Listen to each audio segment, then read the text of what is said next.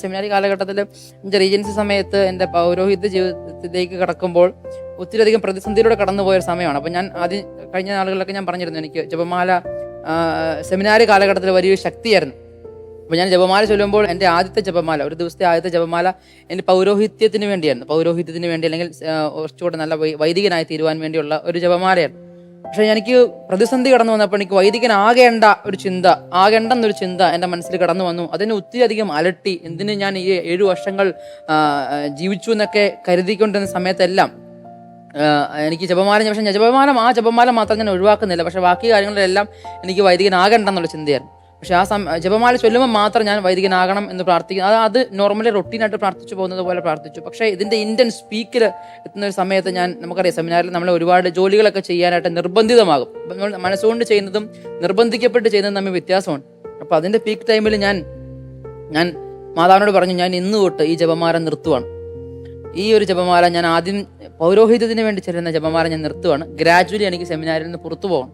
അപ്പോൾ അതിനുവേണ്ടി നിർത്തുകയാണ്. പക്ഷെ ഞാൻ അതുകൊണ്ട് സാധാരണ ഈ ജപമാല ഞാൻ ചൊല്ലാറുള്ളത് വിശുദ്ധ കുർബാനയ്ക്ക് മുൻപാണ്. അപ്പോൾ അതിനോട് ചേർത്ത് വെച്ചാണ് അപ്പോൾ പക്ഷേ അന്ന് ഞാൻ വിശുദ്ധ കുർബാനയ്ക്ക് മുമ്പ് ചെല്ലിയില്ല, പകൽ സമയങ്ങളിൽ ഒന്നും ചെല്ലിയില്ല.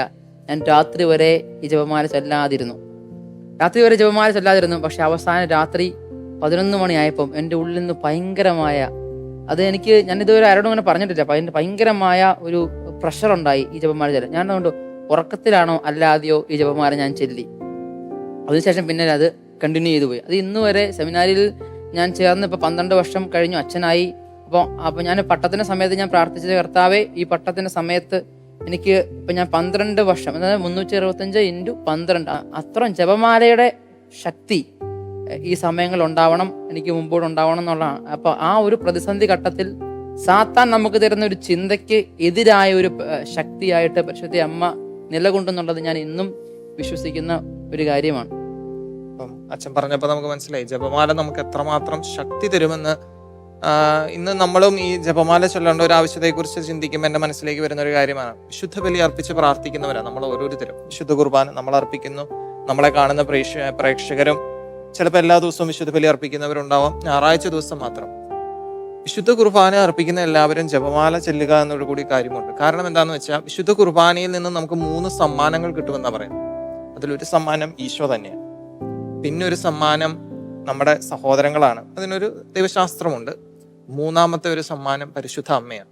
കാരണം വിശുദ്ധ കുർബാന എന്ന് പറയുന്നത് നമുക്കറിയാം, ബെനഡിക്ട് മാർ പാപ്പ, പിന്നീട് പോപ്പ് ഫ്രാൻസിസും എല്ലാം പറയുന്ന ഒരു കാര്യമുണ്ട്, വിശുദ്ധ കുർബാനയിലേക്ക് നമ്മൾ കടക്കുമ്പോൾ കാൽവരിയിലേക്കാണ് നമ്മൾ കടക്കുന്നത്. അപ്പൊ കാൽവരിയിൽ എന്തെല്ലാം സംഭവിച്ചോ അതെല്ലാം വിശുദ്ധ കുർബാനയിൽ സംഭവിക്കും. കാൽവരിയിൽ നടന്ന ഒരു കാര്യമാണ് യോഹന്നാനോട് പറയുന്നത്, അല്ലെങ്കിൽ താൻ ഇഷ്ടപ്പെട്ട ശിഷ്യനോട് പറയുന്നു, ഇതാ നിന്റെ അമ്മ. അപ്പോൾ വിശുദ്ധ ബലി അർപ്പിക്കുന്ന ഓരോരുത്തരെയും ചൂണ്ടിക്കാണിച്ചുകൊണ്ട് ഈശോ അമ്മയോട് പറയും, ഇതാ നിന്റെ മകൻ, ഇതാ നിന്റെ മകൾ. അപ്പൊ നമ്മൾ വിശുദ്ധ കുർബാന അർപ്പിച്ച് ഇറങ്ങുമ്പം ഈ അമ്മ നമ്മുടെ കൂടെ വരും. കാര്യം അമ്മയ്ക്ക് മകൻ പറഞ്ഞത് കേൾക്കാതിരിക്കാൻ പറ്റില്ല. നമ്മൾ സ്വീകരിക്കുക എന്നുള്ളത്, അമ്മ മകൻ പറഞ്ഞത് കേൾക്കും. അപ്പൊ അമ്മ നമ്മുടെ കൂടെ. അപ്പൊ നമുക്ക് കിട്ടുന്ന ഒരു സമ്മാനമാണ് ഈ പരിശുദ്ധ അമ്മ എന്നുള്ളത്. അപ്പൊ നമ്മുടെ കൂട്ടത്തിൽ ഒരു വ്യക്തി ഇങ്ങനെ നടക്കുമ്പോൾ, ഇപ്പൊ നമ്മൾ ഒരുമിച്ച് നടക്കുമ്പോൾ ഞാൻ അച്ഛനോട് മിണ്ടുന്നില്ലെങ്കിൽ അത് അച്ഛന് വലിയൊരു വിഷമമാണ്. ഞാൻ ഒന്നും മിണ്ടാതെ നടക്കുവാണെങ്കിൽ. പക്ഷെ ഞാൻ മിണ്ടുമ്പോൾ അച്ഛന് സന്തോഷമാണ്, നമ്മുടെ ബന്ധം വളരുന്നു.